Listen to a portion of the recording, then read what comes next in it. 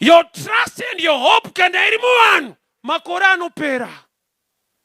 38 years chaari kuchema nacho handina munhu. Hapana vanhu here padziva varipo vane nhamo dzavo. Saka iye akauya nepekurarira, saka iswera akatorara zvake. Right place, but haasi kuparticipate or to do the right thing. Kupinda chechi chinhu chekutanga. Chechipiri chinochinja upenyu hakusi kupinda chechi. Kuita zvinotaura shoko raMwari uri muchechi. Ukasaziva zvinoitwa, kune unoti aiwa Mwari ndimwari weminana, vanoita zvinhu ichokwadi ndimwari weminana. Besides my miracles, is also a God of principles. Shoko rikatoti vana zvipo zvinobva kuna Mwari, ukasaroora unofunga kuti Mwari akakunyepera. Pane principle yekutoroora uve nevana vakavimbiswa naMwari.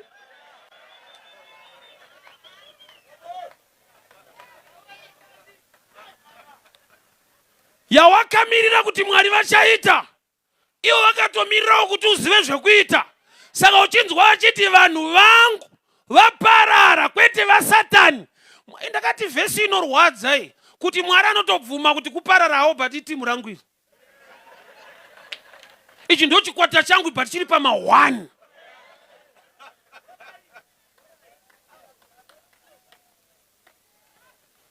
Application inzwa kuva neprescription. Ukasatenga mishonga youkanwa, prescription hairape. Kuva nemanual inenge shoko raMwari, woregera kurirarama nekuri applya, ari kuchinja life. Nowekuda kwekuti iwewe semunhu, you must know what to do. Kuna zvinhu zvekuti Mwari havachaita nokuti vakaisa a system yekuti zviitike. Mwari vakasika munhu, ndokubva vasika Adam na Eva, ndo mazita andinawo. Timu rese riri apa rina kusikwa iri kuberekanawo.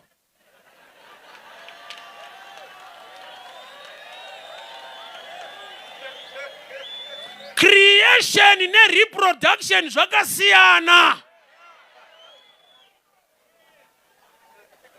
Yawakamirira kuti Mwari itai, wadi kuita research kuti iri kuma miracles here kana tiri mukuitwa neni semunhu.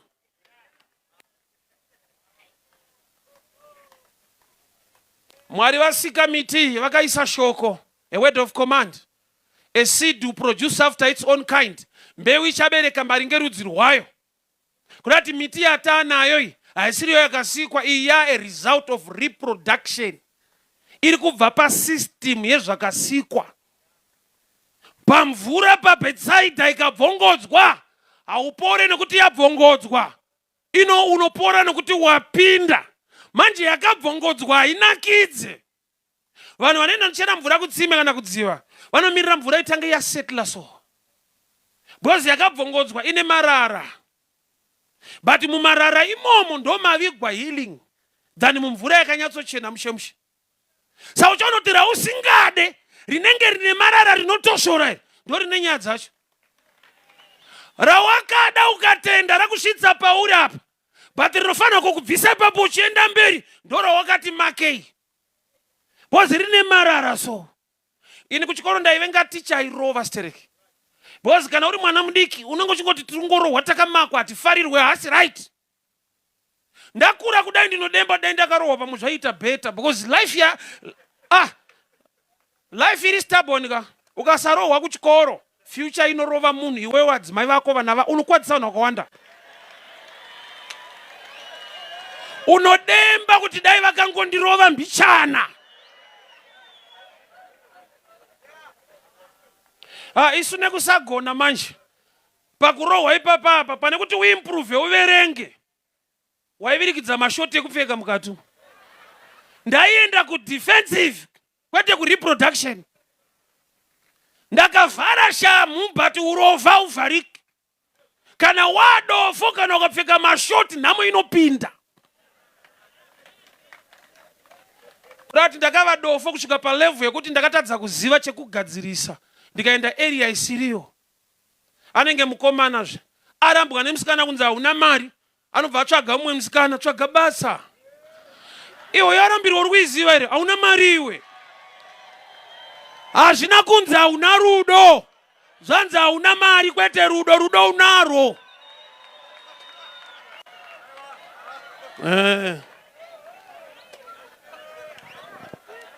Yakabvongodzwa iyi ndo ine nyaya dzako. John chapter 9, Jesu akapfira matepasi akakanya ivhu akaisa meso ebofu. Hama dzangu munozviziva imimi kuti mavhu ari sensitive kumaziso, but kune healing inenge kutosvorwa. Saka uchiona rikaparidzwa rinokutosvora unobata maziso, haudi jecha ripinde. Yakabvongodzwa haisi favorite yemunhu wese. Tomirira kuti inyatsogadzikana so. Tine type yera osa Moses wapiwa instruction naMwari. Taurira vana veIsrael vaise ropa pamadoo. When I see the blood, I will pass over. Ranga rakareruka vhangeri kumunhu ane makwai yake 3 or 4. Achangobva mukutenga nesona kumukirwa. Kuti bishop anoti rwisa kudzora kumashure. Wani iro riri. Gamba nhau ndeyekubuda. So ukaziva value yekubuda, hauchengetedzeka gwayana racho. Nokuti ukarichengetedza uri kusara. Ndopanati varume dai takaita mukaresearch neunderstanding ine madzimai so. Madzimai ukanzwa achiti kuzvara kunorwadza, ichokwadi, but havasiye. Achitopedza kudaro unoona next year ari kupusha so iri team iri mune muchirevesa here. Vane value yavakarespecta yekuva nemwana than period yepain vari mulabor. Vakaisa value pa end result than the process.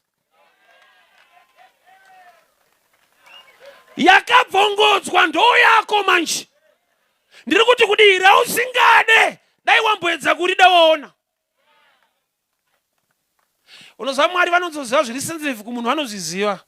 So tona kana vakumbotara zvemari muBhayibheri so vanoti ndiedzei kwete ndipei. Ndiedze kutoda muedzo chayo.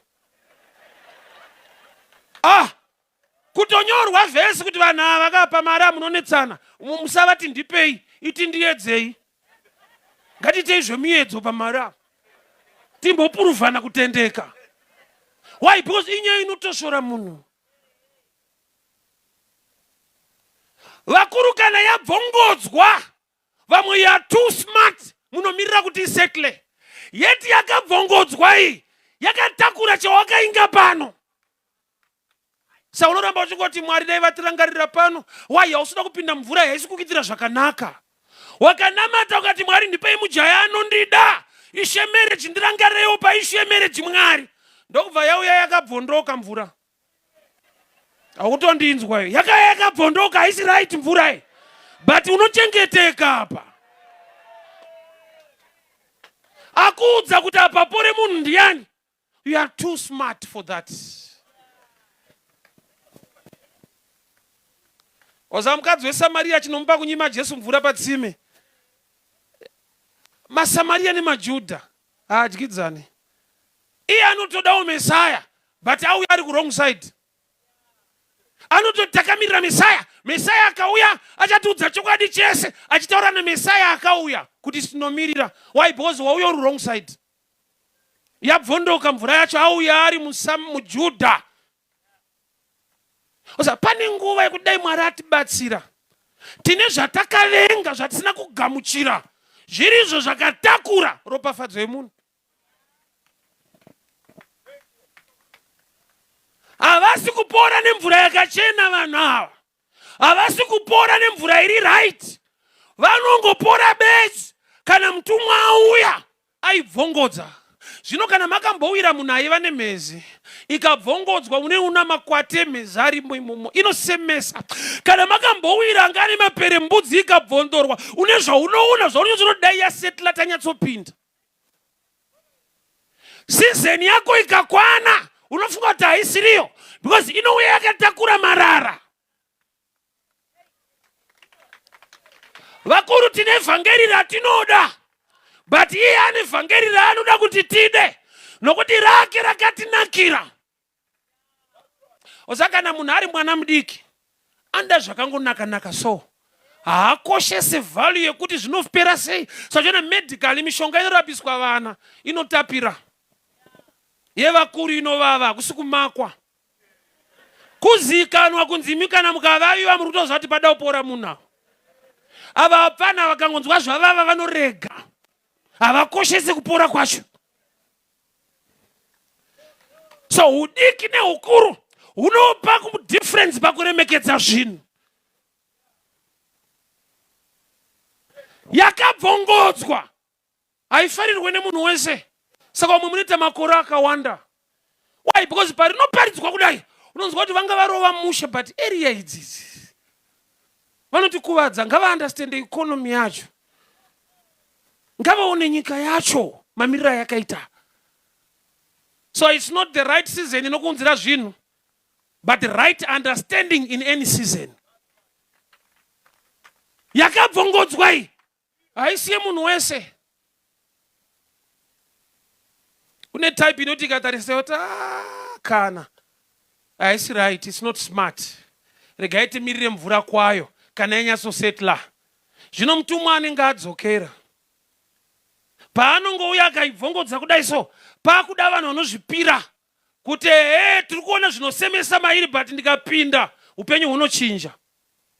Munoziva vabereki vanodai, kana mwana asina appetite achiramba kudya, vakatenga chingwa chavo vanoisa jemu nemajerini, kacombination ika kanotapira zingaiti.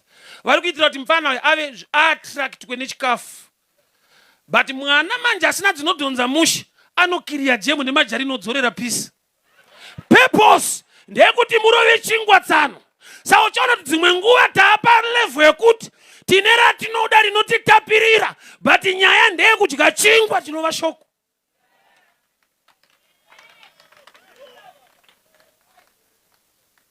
Yakabvongodzwa inoshanda, but zvakuda munhu ati kurei azive kuti kusemesa marara ayo kubvongodzwa ayo, but ndonyaya ndakagarira pano.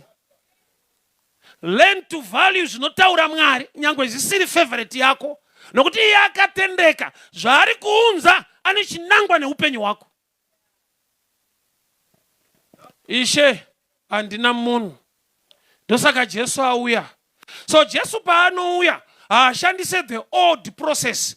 Old process yemutumwa inosiyana neaituma mutumwa.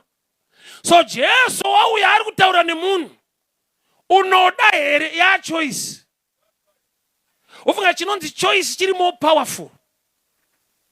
The devil akamanipulate pfungwa dzako, unoita wrong choices. Tine vanhu vekuti handizvo zvaanoda zviripo, but akatrainwa nemweya china kuzvigamuchira. Une gore raucharwara ukaenda kuna chiremba, haupiwe mushonga, uchaudzwa zvimwe zvinhu zvekudya. Pane chikafu chauri kushota, kwete kuti haudya, uri kudya zisirizvo. Why? Because wakatraina mind kuti kudya chikafu. Pane chimwe saka hausati wamona kuti munhu akaenda kuchipatara handizoti inenge medication, mabanana, maapple, zvinotozikanwa kunzi ari panze apa haite izvozvo.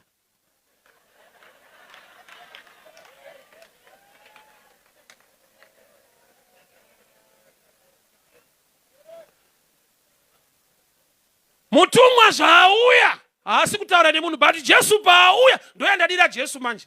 Anoziva maluza, ndada amboachinja amboitawo number 1. 38 years no testimony, but pakauya Jesu ndiyakaitawo number 1.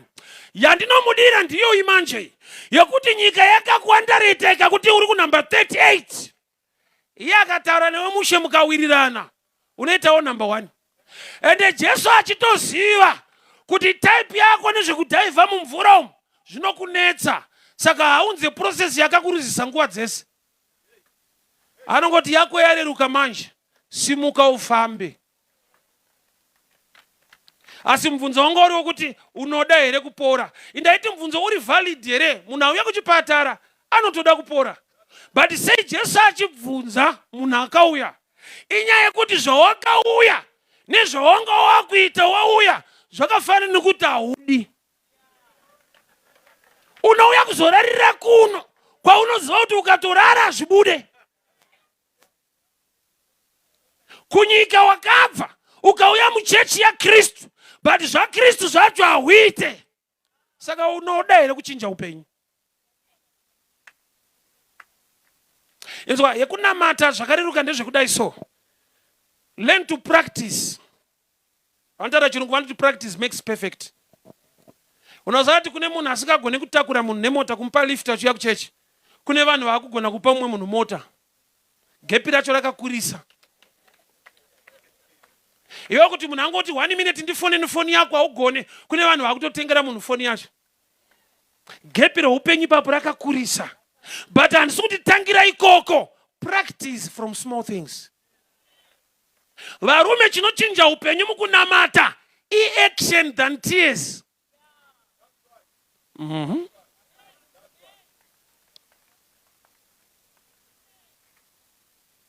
Prayer attracts God's attention. Action attracts manifestation of a blessing. Ukachema ukanamata vanokunzwa, but chinoita kuti vakupindure hakusi kuchema. Ukachema vanonzwa. Matthew 6 verse 6. Kana maakunyengetera pindai pakavanda muvhare musuo. Mwari anoona kwete anonzwa. Kuti pawapinda mukati umu, do will reward you. Reward iri connected net doing, not crying.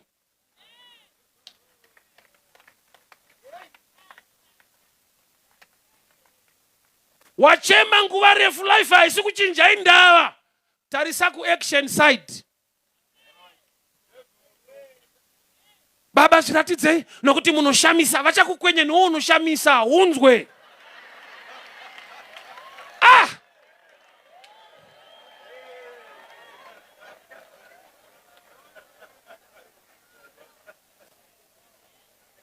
Key ya kuchinja life mukunamata action. Vakuru kana yabvongodzwa, vari machuwa vaneine zvavari kuona kana zvikasemesa, vanoziva goal kana purpose kuti ndikangopinda izvi ndinopukuta zvikabva izvi, but upenyu unenge wachinja.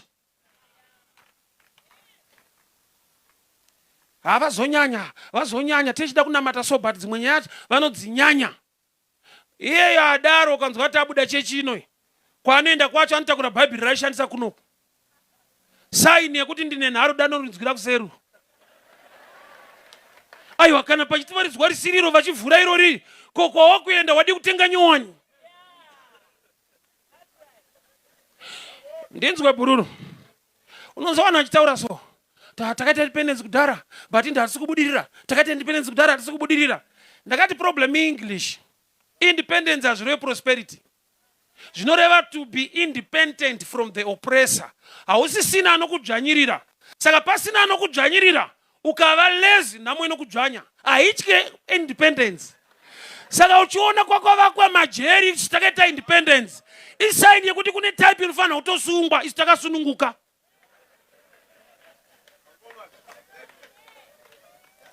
Vanhu havagute nokuti vapinda Kenani. Vanoguta vakanorima muKenani. Tikakunamatira basa ukariwana, ukasabata nguva kubasa unodzingwa basa remunamato. Hauti andoenda kupi papa ndezvima declarations unoenda.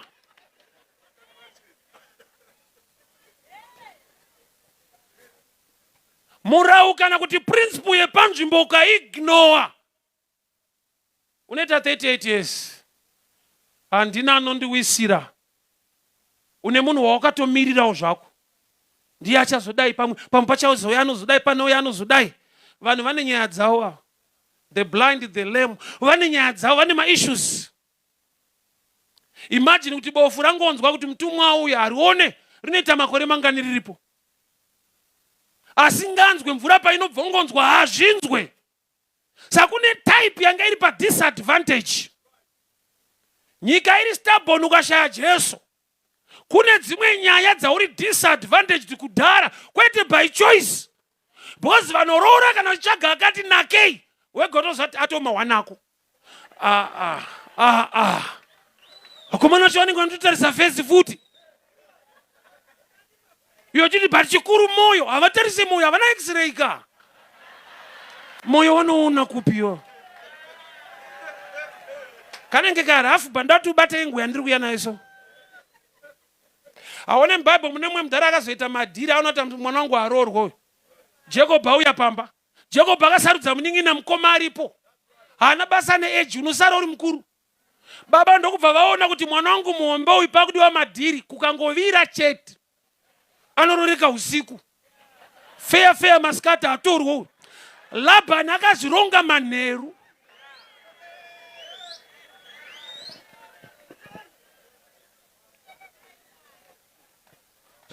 Okay, that's good.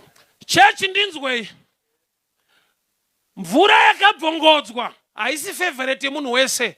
Inosemesa, inobohwa. Vanochera mvura unomirira kuti tange yambosetla. Tine zvinhu zvatakavenga tikaignora. Saka tiri patiri apa. Maybe panofanira kuuya munhu ari powerful ambondinamatira. Kubatwa musoro nekubatwa mukati memusoro zvakasiyana.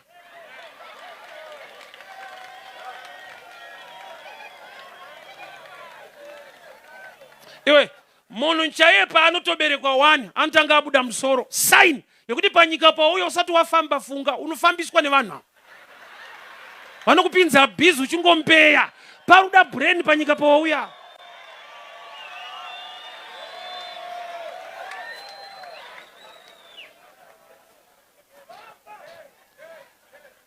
Wakabva kare uchiignore yakabvongodzwa. Wakamirira right. Masamaria neMajudha haadyidzani. Ndiye Messiah wamakamirira uyu. But problem yako uri kuona muJudha usi kuona Messiah. Saka kwauri nyaya dzako dzatobvongodzwa zvo ucharamba wakamirira. Yo. Padziva pane nyaya. Mutumwa ari kuburuka hana zita remunhu kuti wewe tanga. Action yako neshungu dzako panzvimbo dzinokupa maresults. Yabvongodzwa haasi kupinda. Ati kuna Jesu, ini Ishe ndiri kutangirwa. Kana uchitangirwa mira ndikupe dhiri manje. Garira mumomo mudziyo. Osa pamwe pacho hauna problem yekuti wakaroiwa. Hatisi kudhonza mushe. Ukaroiwa ndarika zvaurizvo. Haunomboroiwa iwe. Vanhu kumusha kwedu vanobata-bata. Aiwa, hatisi kudhonza mushe. Iwe, Mwari ndo vakati let the birds fly nanhasi ostrich haibhururuke. And it's one of the birds. And Mwari havarevi nhema. Sai ostrich isiri kusumuka. Vhangeri rakafamba rekunzi shiri ngadzisimuke. Ishiri kai? Inokandira mazai manhenga inayo. But ukaitarisa inokupa clue kuti sei isiri kusumuka. Mwari vakataura. Ostrich every part yakakura. Chidiki pa ostrich. Dzikasadhonza musha apa asumuke munhu apa.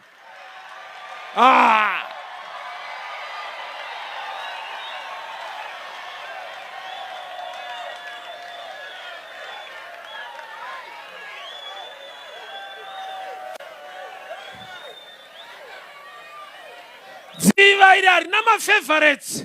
Rinoshanda nemunhu maringe shungu dzake. God is not a respecter of persons. Anoshanda maringe shungu dzinedunga munhu pazvinhu zvaMwari. Saka uchiona kuti Bible rekuAmerica ndo Bible rekuMutare. RekuAmerica pakaparidzwa giving, even kwachigodoro vanorwa giving, havatapudze mapeji kuti munhu wakuwadza aiwa zviti. Maprinciples ari stubborn.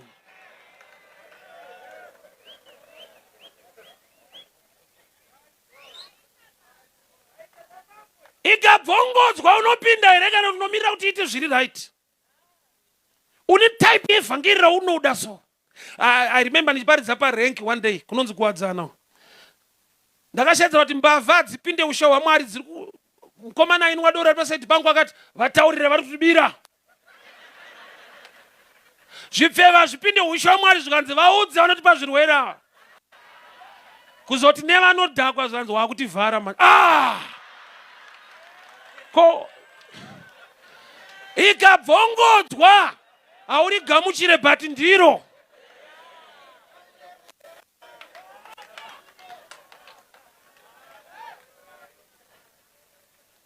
Success is attached to discipline more than to gift, and I'll give you an understanding. Saka unoona munhu ane chipo chebhora anoenda kutraining, iye ane chipo kudhara. Anotrainere chipo chiripo. Success inodemanda discipline more than gift. And I'll give you an example.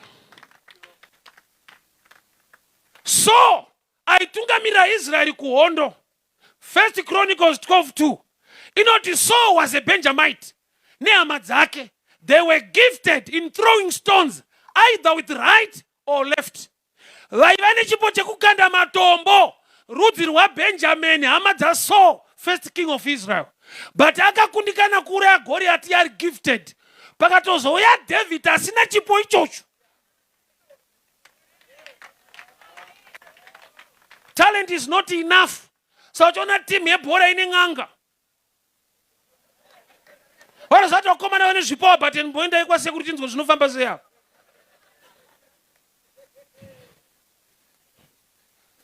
Patsime apa pane nyaya ikabvongodzwa. Rakabvira kare vhangeri kubvongodzwa. Dai life yakachinja kudhara.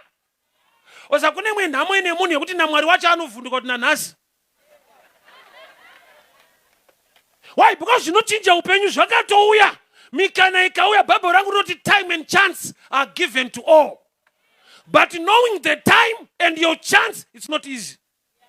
You need the grace of God. Mwari vakupe meso emweya.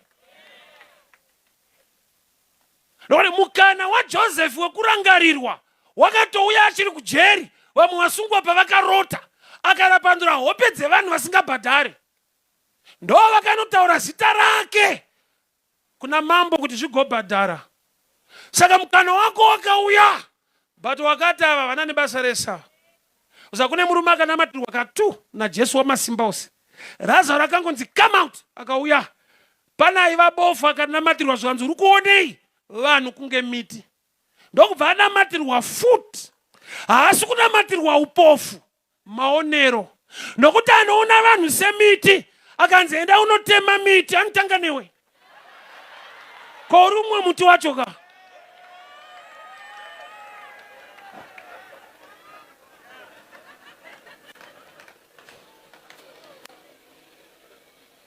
Mwari vakanzwa munamato wako. Mwari vakaona uko wakauya kuchechi vakakugamuchira. But pano pane nyaya. Nokuti dzimwe nyaya dzacho kana dzabvongodzwa haudzifarire. Une favorite dzako. Une zvaunotodawo iwewe. But chinzwa ka chida zvaanoda. Usangane nezvauri kutsvaka.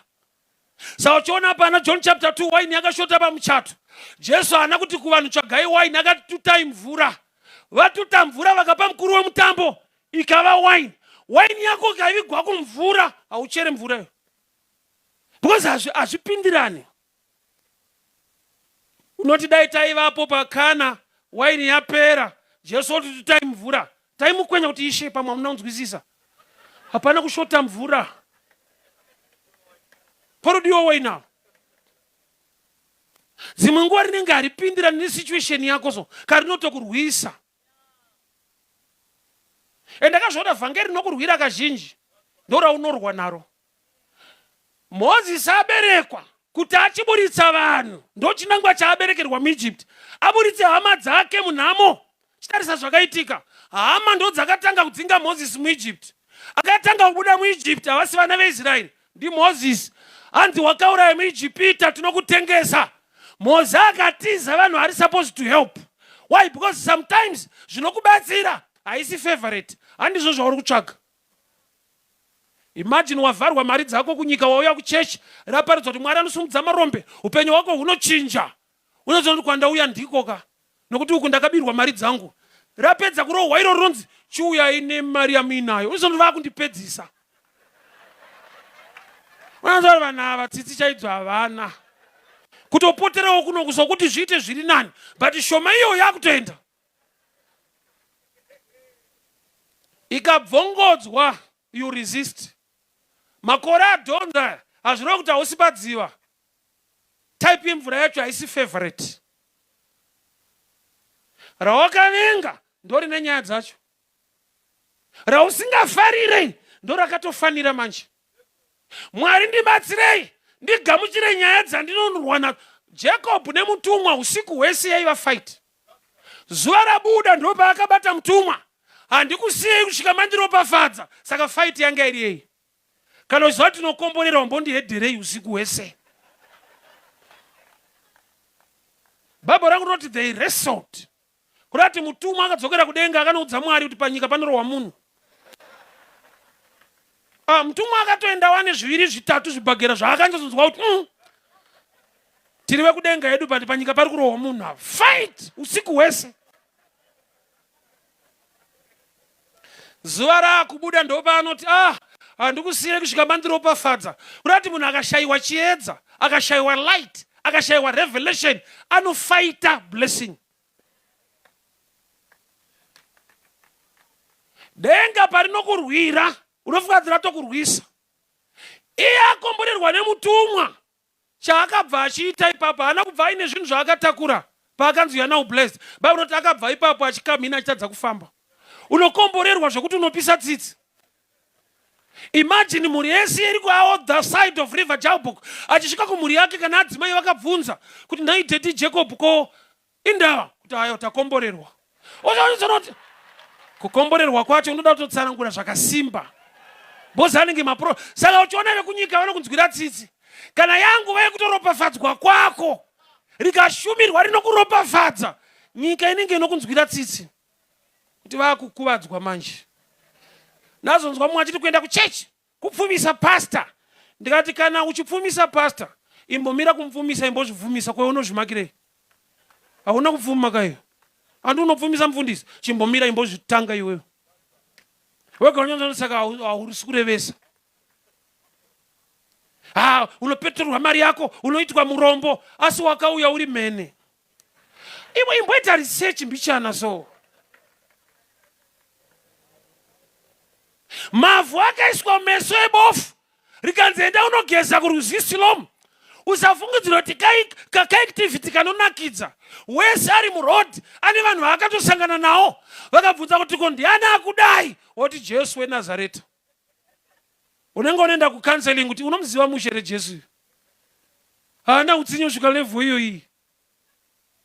Bhaibheri rinoti wakaenda akandogeza akadzoka achiona mavhu ari sensitive kumaziso, but pane panoshandiswa zviri sensitive kuti meso achiona.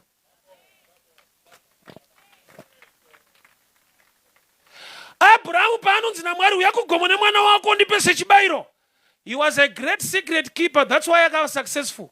Imagine achibvunzwa naadzimai vako kuti makuenda kupi? Ondrumbo nocheka mwana.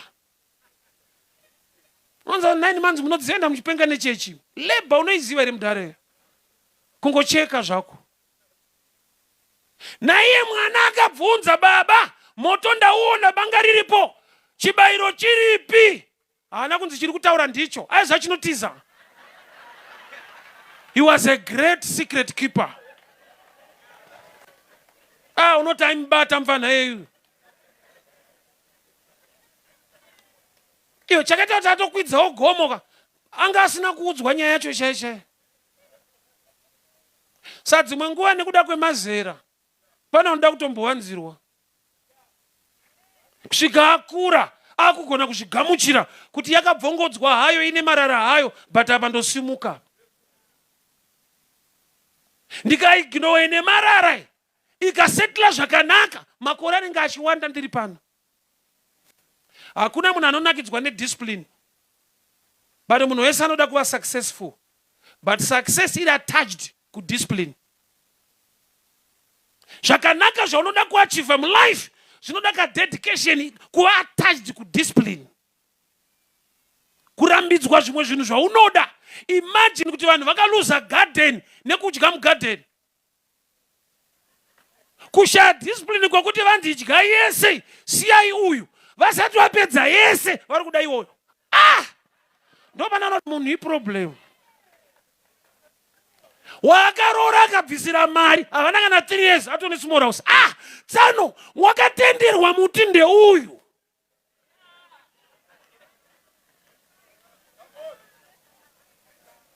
In fact mugarden makaita problem ya Pastor Snake pawakabvuta mic. Bozi vakariparidza kunge vari kuunza deliverance kuvanhu. Kuti muri kubatirirwa mani, kiriyai mugarden rese. Aunodzvanyirirwa. Munhu ngaasununguke kudya igadheni renyu. But aguta vakasangana panze. Inofa yakaloda. Zvimwe zvinhu zvakanaka zvina kukunakira ufunge. Handisi kuti zvakaipa, zvakatonaka kuti uve neIphone, but kwairi kubva nako kumanje. Ukatodaro watouraya munhu, watobvongodza. Because handizonzwa kuti he is my guy.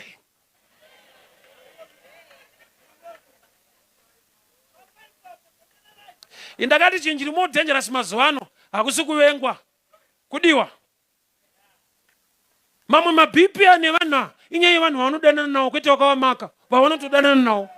Ndo vari kutopa maproblems esa.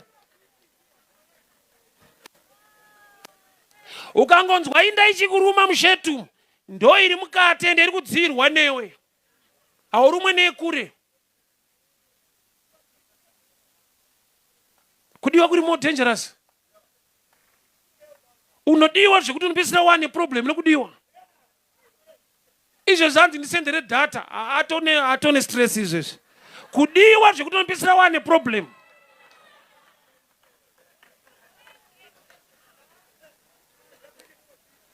Mukuru yakabvongodzwa hainakidzi. Haisi favorite yevanhu. Hakuna munhu anoida. Vanhu vanongona kutokudzasiyana nazvo, things are not okay.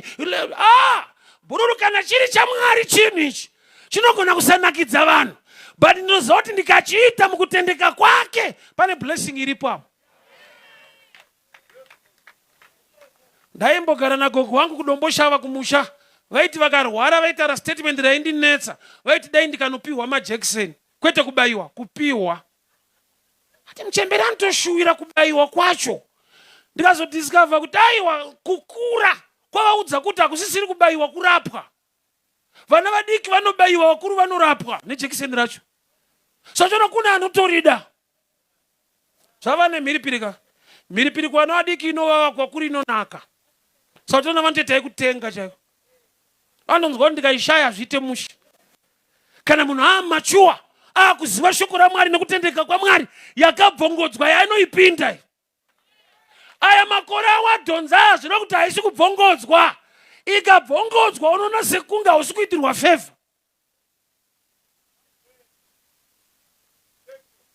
Success haisingori patalent or pagift. Iri attached to discipline. Discipline haidiwe nemunhu wese. Vamunoona vakasimba munoti mamonya vai. Vanhu vanonorwadziwa kujimu kunorwadza. Ukangofunga kurwadziwa unosimba, ukaignore unotongoramba wakadaro.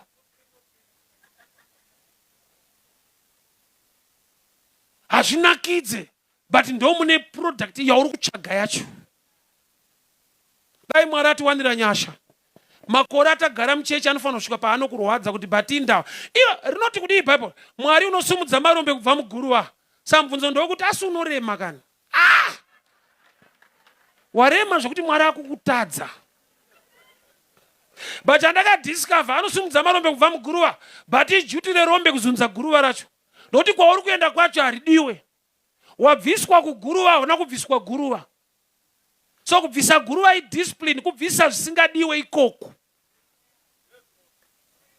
There's a role to play pa success yako ne blessing yako. So Jesu akauya ipapo nokuti aitoziva kuti imwe type yekuti ndikasaenda ikoko inofira ikoko. Ndopandoda kuti church ive naJesu manje. Kune type yekuti ikashayiwa nyasha dzaMwari, kungwara kwacho hatina. Kurongeka kwacho hatina. Zvokuti tikashayiwa nyasha dzake hapasimuke munhu. Oza upenyu uri stubborn kazvekudaro kuti kwawakaberekerwa kwacho problem. Iwo wacho kufunda huna, hama huna. Unoona uri kuma negative akawanda. Pakashayika Jesu hapasimuke munhu. Bozi kana kuti vanhu vakubatsire hauna hama. Saka Jesu akauya ipapo ndokubva ananga kune iye senior we 38 years. Mvunzo ndokubva ati unoda here kuti you must have the willpower, the drive in you kuti ndaakuda manje kuti upenyu hwangu huchinje. Hongu ndapinda church, but I need to do what can change my life. Saka Jesu akabva apa munhu assignment, carry your mat. Haadi kutakura mat auya kuzopora. chiri kudiwa naJesu ndechekuti takura meti. Ishe anoitakurirei, akaisiya vamwe vanorara ipapa vakachiona futi. Bochamuuraya muchinda uyu imeti but right place. Panapedzisira kuverenga pati, and that day it was a Sabbath day. Raiva day rekuzorora. Jesu ndokubva ati takura. Why? Nokuti akasimuka atakura meti anozorora paurwere. But akazorora according to the law yeSabbath anoramba ari murwere. Saka vakamuona vakati, iwe watakurirei meti, havana kuti waporerei. Vanhu havadi kuti uite zvinotaura Mwari. Vanoda kuti upote uchitaura kuna Mwari kuti aite zvaunoda. Watakurirei meti. Jesu ndoyaamuudza kuti takura. Havasi kuti waporerei. Vari worried kana wakuita zvaanotaura. Why? Because ukaita zvaanotaura, life yako inochinja. Imwe favor yekutakura meti. Meti reminder yekuti ukazofarisa, ukazotarisa meti unodzikama. Munhu anofanira kuva nereminder mulife. Kamwe kakudadaka unoita kunge wakafunda stereki. Oda kupota uchiyeuchidzwa. Kunzitsana muri wepromotion ka. Unenge wakutofaya vanhu kubasa uko. Kunge pakatonzi fundei. Unokanganwa. Dai asiri Mwari. Hawaipa svika pawakasvika apa. But une problem yekukanganwa. Hauna reminder. Ndakuunzira meti nhasi. Wati farei. Imbocheuka pawakabviswa uone. Ini ndakamboshanda pamine. Underground. Kune imwe mine kukwekwe yanzi Tiger Reef. So whenever I go to Bulawayo kana Gweru, sometimes nenda nefamily nevana. So tinombopfuura nepamine pacho kukwekwe. Ndichinoratidza vana. Ndo pataishanda pa vana vangu. Ndokamba kandaigara. Vana vedu masaladi. Akavhunduka zvikanzi really? Ndikati really imo mamuna dedu. Dai asiri Jesu. Asiri Jesu zvake. Vedu masaladi like serious. Ngoti mazwana anza titongwe nemasaladi. Ndakavaudza ndikati mawati really imo makabuda munhu but handira kubuda nekungwara. Why? Vamwe vangu vakasara ikoko. Ndi Jesu. Saka tikati farei toti munosha. Why? Hatikanganwe.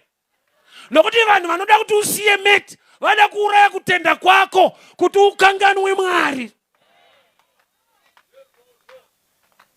Ipapa zvaita upenyu. Tine vanhu vanoda kuita kumanikidzirwa sokukumbirwa. Ngatiomberei kana. Ngatiimbirei Mwari. Unenge wakanganwa.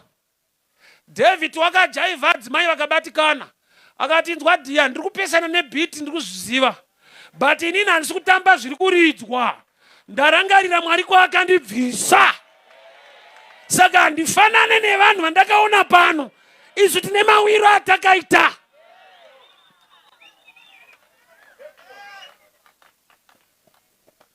Kwakabviwa dai asiriye zvake.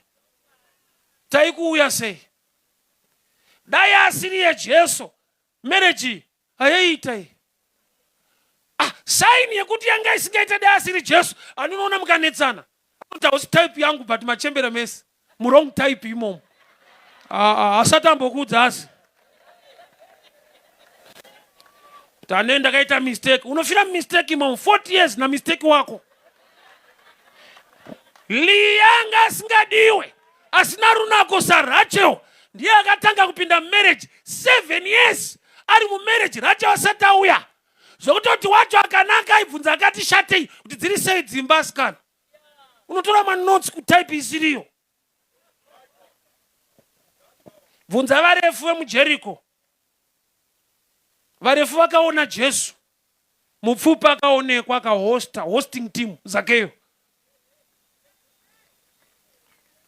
Dai asiri Jesu. Sei wakarasa meti iwewe. But not ngatiitirei Mwari wedu unokanganwa zvaakakuitira nekwaakakubvisa. Wainyika ine zvaakakuudza. Isa meti pasi. Kuisa meti pasi kunzi usaite zvinoparidzwa pinda chechi chete. Bozi anoziva Mwari kwaakamubvisa haamanikidzirwe. Hafoswe. Mwana anoziva kwaakarerwa neanoziva mubereki kukosha kwake.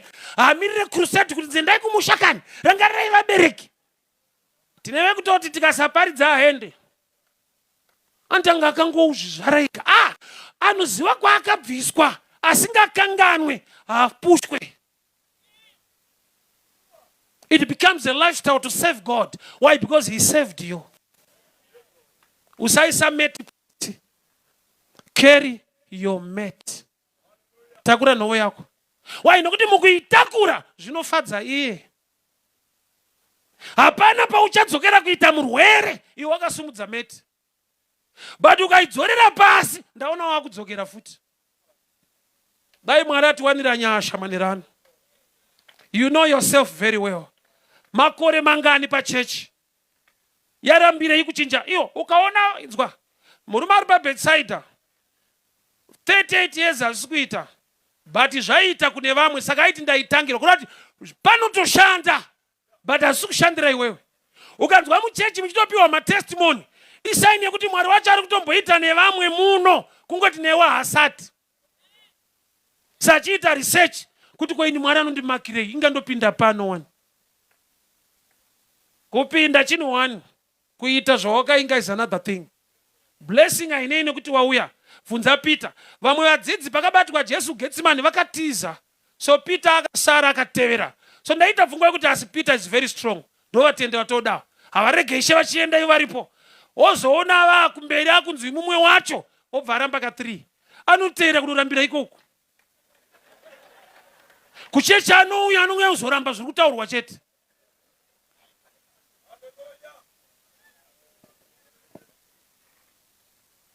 Practice makes perfect. Dzidzirawo kuita zvakanaka. Kana yabvongodzwa so, kana yabvongodzwa inoshanda mvura iyi. Ingano vamwe vaenda makore esa vachipinda mudziva irori. Kuuya kuchurch is one thing. Kuita zvawakainga is another. God is not moved kuti wauya. He is moved kana uchiita zvaanotaura pawauya.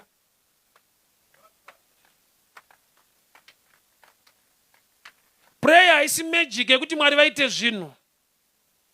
ChiKristu i lifestyle yaunorarama maringe shoko raMwari kuti zvinhu zvako zvishanduke.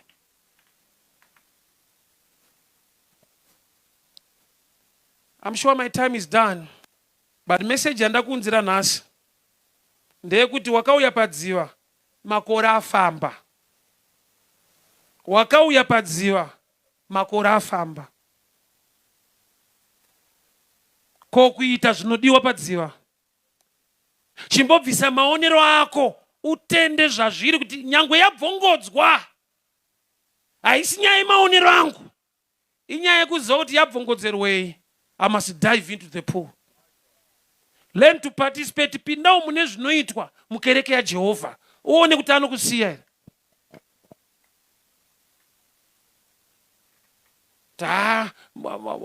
Vachango understand because mamiriro akaita zvinhu inzwa hatifanani zvatingaite. Takangofanana kuti tine zvatofanirwa kuita.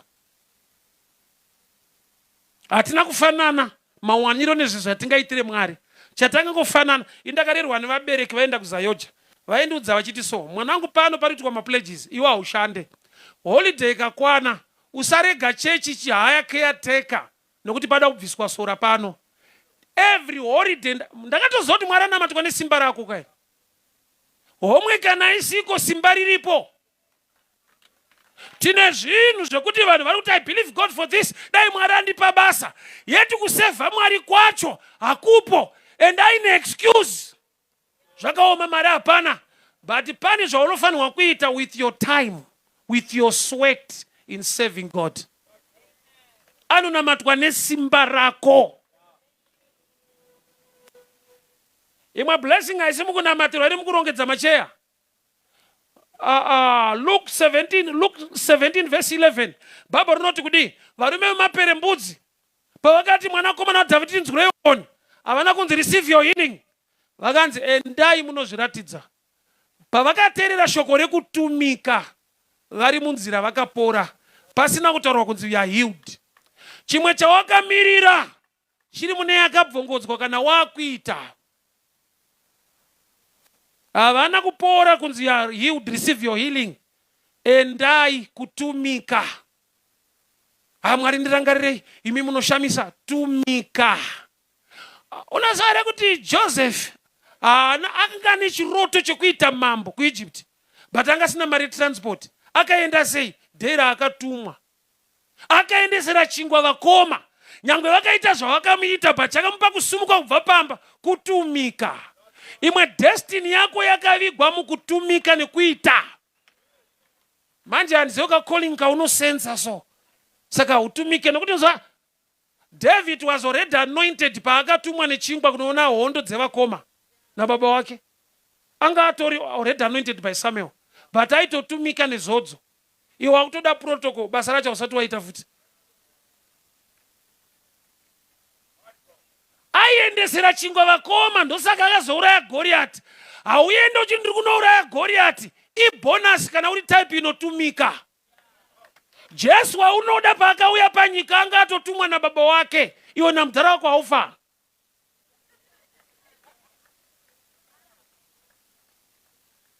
Urungoda kuti Mwari vaite munana mulife. Mama principles akavigwa sekudaro pachena so. Iva munhu anotumika. Wasatonzo munhu achiti ndichandakanakira handisi kumba kwemunhu, ndochaukatoipira ndokutoipa. Nokuti Mwari waunonamata akasiya denga rake akatomboenda kumba kwaAbrahama. Mwari wako anobvakacha. Mwari wati kunyepa. 3 angels dzakaya kumba kwaAbrahama Bible rinoti, and one of them was God himself. Mwari waunonamata anotomboenda kumaraini kwanu. Iwe unoti chandakanakira handisika ikoko. Let me surprise you. Do you not even Mwari waunonamata anoenda kunhamo. Deuteronomy 33 and 34. God came down and buried Moses. Till today vana vazive pane gwara Moses. Why? God came down and buried Moses. Mwari kuenda kunhamo. Imagine ngirozi dzikabvunzana kudenga mudhara ari kupi kuti aenda kunhamo. Ana bhuru wake afa pasi apo. Iwe kunhamo hauendi. Une zvinhu zvaunosangana nazvo nekuda kwekuti dzimwe nguva une moyo nevamwe, kwete kuti unonamata stereki. Melkizedeki kuti asangane naAbrahama havana kuisa appointment.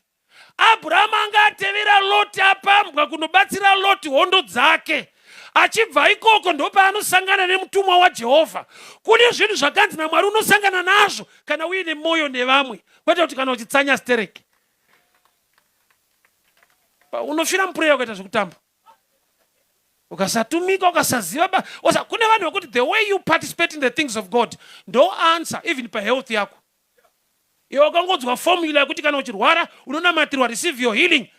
Luke 17:11 yati vakatumwa kwete vakanamatirwa. Amene tuchatumwa rini? So mambo okutanga kwaIsraeli akatumwa kunotsvaka madhongo araswa nababa. Ane right yekuramba nokuti pamba pavo paiva nemushandi. Baba vake vakati tora muranda wako muende. Akadi kuti muranda wacho ngaaende ari kutambira mari pano. He had the right to say no. But obedience kuna baba orasa madhongi. Osa sometimes aigona kuti mudharaenda muchingorasa hivi. Mwana baba wakarongeka. Era yemumba ukaitrita semwana kuti chinhu chedu, pane blessing yako. Iwe manje nechechi yako yacho unotoiwanzira futi. Wanzwa ichitaurwa sanoti vakanyanya. Madhonga akaraswa mumba menyu anobenefita vana vemo vakatsvaga. Unotenyenya neyako yaunopinda. Tangopinda hedu vanhu vacho vakaoma. I'm sure my time is done. I want us to stand. I want to pray with you people. Tinamatitese manera nasi. Tine vanhu shuwa unotsona kuti handina munhu. Bozi nehama chaidzo dzingakubatsira hauna. Vangamire newe hapana. But wandinoziva akafambira vanhu vasina vanhu. He became man for your sake. He became man for my sake. Wakava munhu kuti abatsire munhu. Zvino iye kana auya anokuudza zvekuita. Kana wazviita unosimuka. Saite mafungira ako kuti haya bvongodzwa yaite todai right. Zvaunoti azviite zvinoita. Why? Nokuti zvawakatenda kuti zvinokuitira ndopa zvakusvitsa apa. 38 years uri pa right place, usina right testimony, zvinorwadza. Your life must change. Wako upenyu ngaushandike, unonamata Mwari mupenyu, but ane key yekushandika kwelife ndiwe. Ukaita zvaanotaura. Noa vakareka, mvura ichanaya, kurati ukasavaka ichanai. Ukavaka in 2 weeks inouya the 3rd week. Ukavaka negore inouya after year. Ukachiregera kuvaka ichauya. Ane calendar rain from life is the man. Handakamirira Mwari, wakatomisa Mwari. Father, we thank you for your word. We thank you for your grace. We thank you for your favor. Thank you for speaking to us. Yakabvongodzwa kudaro Mwari. Ichirwadza kutarisa, zvichirema. Tipei nyasha dzekuita. Tipei nyasha dzekuparticipate. Tipei nyasha dzekubata. Zvatofanirwa kubata muimba yenyu. Mutsvene wakatendeka, Mwari wamasimba ose. Makore atagara akawanda Baba. Taakuda nyasha dzekuchinja kweupenyu. Taneta kuramba tiri vekukundwa. Ndiitewo number 1 muzuva ranhasi. Nokuti tichaita zvamunotaura. Mbiri yose nekukudzwa zviwe kwamuri. Muzita raJesu Kristu weNazareta. Amen. Present worship isati tungamirira kuimba. I welcome if there is one among us anotaiwa uyu Jesu ndomuda uyu anoinga vanhu vasina vanhu. Ufunge I am a product of his grace. Handina chandinobosta nacho. Bozi kuchikoro kwacho zvaitonetsawo. Musociety wese. But iye paakandirangarira. Zvinenge zviri naniwo so. The same with you. You make a choice today. I welcome if there is one among us anoti Ishe Jesu ndoda kukugamuchirai. Rwadziwa nelife yako isina Mwari. You can sing for us. And I welcome if there is anyone who wants to give his life to Jesus. Ndiro donzo rotiseita uya pano. Imwe hama ngaifamba netsoka dzako mudikani. This decision is a mistake. You will not regret making this decision. Ini ndainwa ndandiriko ikoko. Ini ndaita zvinoitwa ikoko. Adai asiri Jesu andaimira pano nhasi. You start by making choice. Ndiriko kuda mudikani, famba netsoka dzako. Famba netsoka dzako, ndinamate newe. Famba netsoka dzako. You can sing. Ndinamate nehama dzangu. Baye kwaya naramaris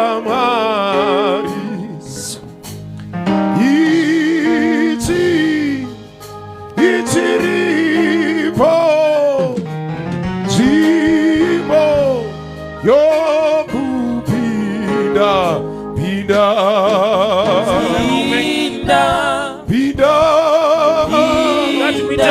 mashure kwangu basi. Taishe Jesu pinda moyo mangu. Tinokugamuchirai kuti vaishe. Just come, my brother and sister. Kana pane vari kuuya, uyai hama dzangu, uyai tinamate, uyai tinamate, uyai tinamate. This is your time, this is your season. Upenyu hwako haurifanirwi kuramba wakadaro. Just raise your hands. Tedzerai mashoko angu. Ishe Jesu pinda moyo mangu. Ndinokugamuchirai kuti vaishe uye muponesi waupenyu hwangu. Ndidzimai mubhuku rerufu, mundinyore mubhuku reupenyu. Mweya mutsvene wenyu ngaafambe neni, andidzidzise, anditsiure, andigonese. Dzamara mudzoka muzita renyu Jesu. Amen. God bless you. Thank you so much, my brother. Thank you so much. Onai murumo. Thank you so much. God bless you. So right, and ndoda kusumudze maoko ako mudikani. Kana pane vanorwara pakati pedu, I want to make a prayer for the sick. Ndoda kunamata neyo. Kana une panorwadza, ndoda ndideclare nyasha dzekuporeswa muupenyu wako. Baba, tinokutendai nekuda kweshoko renyu. Iye wakatuma shoko rake rikarapa vanhu vake. Nemavanga yenyu Kristu takaporeswa. Ndinorayira urwere panyama yake ushayiwe simba. Ndinodeclare nyasha dzekuporeswa manheru ano. I rebuke sickness. I rebuke sickness in the name of Jesus. Urwere regedza munhu, regedza munhu. Ndiri kutaura nyasha, ndiri kutaura mavanga aKristu. Ndinotaura kuporeswa manheru ano. muzita raJesu Kristu weNazareta. Baba, mazviita nenyasha muupenyu hwehama dzangu dziri pano. Vana muzvikoro vapei uchenjeri, vapei wisdom, vapei discipline. Vana ngavachengetwe. Every spirit of satanism iri muzvikoro ngairegere kubata vasanangurwa venyu. Mutsvene ndinotaura nyasha mumabasa avo zvavanobata aya maoko ngaaropafadzwe. Ndinotaura overflow. Maoko aya ngaabate zvine pundutso. Ndinotaura favor paanohodha, paanotengesa, zvaanoshanda nekubata. Shoko renyu rinotaura bless the work of your hands. I decree and I declare blessing over their lives in the mighty name of Jesus. Amen and amen. God bless you. Tinotenda zvikuru, tigare pasi.